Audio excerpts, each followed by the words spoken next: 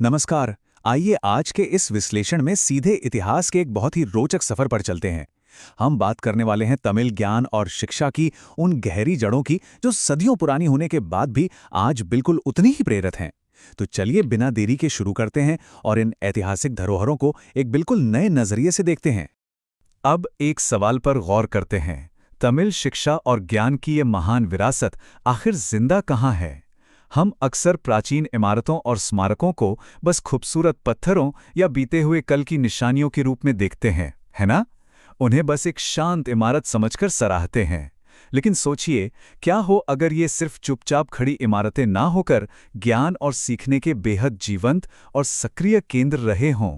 यही वो सबसे अहम सवाल है कि असल में ये सीखने और सिखाने की विरासत किन ऐतिहासिक दीवारों के बीच सांस लेती रही है। लेगेसी ऑफ तमिल लर्निंग यानी तमिल शिक्षा की महान विरासत। यहाँ जो सबसे दिलचस्प बात है वो है ये शब्द तमिलनाडु। ये सिर्फ एक राज्य का नाम नहीं है, बल्कि इस पूरे ऐतिहासिक और शैक्षिक सफर का एक बहुत ही सॉलिड भौगोलिक आधार है। भारत का दक्षिणी हिस्सा हमेशा से कला, साहित्य और ज्ञान का एक अनोखा संगम रहा है। यही वो जगह है जहां इस महान शैक्षिक धरोहर ने एक ठोस आकार लिया और आने वाली कई पीढ़ियों को दिशा दिखाई। द एजुकेशनल एपिसेंटर, शिक्षा का मुख्य केंद्र। तो मूल मुद्दा ये है कि जब महान महाबृहदेश्वरर मंदिर की बात आती है तो हमें अपनी सोच का दायरा थोड़ा और बड़ा करना होगा। ये तमिलनाडु का एक ऐसा महान ऐतिहासिक स्थान है जिसका उपयोग शैक्षणिक उद्देश्यों के लिए किया जाता था। ये अपने आप में बिल्कुल पैराडाइम शिफ्ट वाली बात है। इस विशाल और भव्य स्मारक को सिर्फ एक शांत मंदिर की बजाय एक सक्रिय शैक्षिक उपकरण के रूप में देखना इसकी शान को और भी ज्यादा बढ़ा देता है। ये मंदिर ज्ञान बांटने का एक बहुत ही एक्टिव हब था।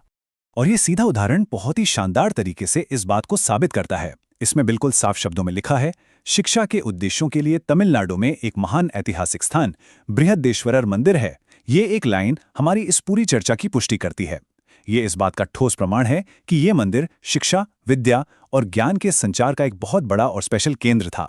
साहित्य और शिक्षा को आम लोगों तक पहुंचाने में इसने एक गेम चेंजर की भूमिका निभाई थी।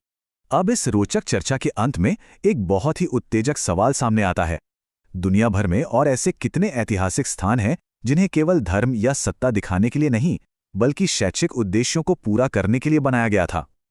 बृहदेश्वरा मंदिर के इस असाधारण उदाहरण को समझने के बाद ये पता चलता है कि दुनिया भर की प्राचीन वास्तुकला में ज्ञान और सीखने के ऐसे कई छुपे हुए मकसद हो सकते हैं जिन्हें शायद हमने उस नजरिए से कभी सोचा ही नहीं।